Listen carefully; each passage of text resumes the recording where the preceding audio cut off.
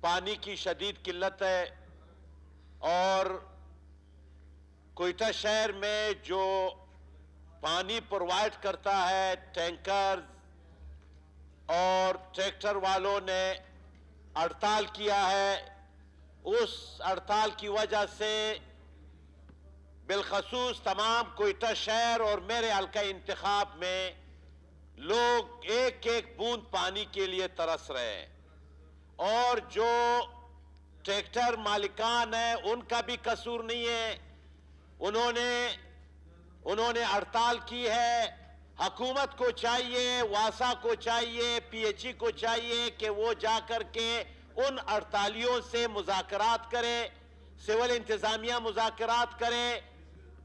وہ وہاں eastern by پاس پہ انہوں نے کیمپ لگایا ہے. زیر صاحب اس کو ٹائم مل گیا، ایڈوکیٹ جنرل نے جو ہے نہیں ملا ہے جناب اسپیکر، نہیں ملا ہے.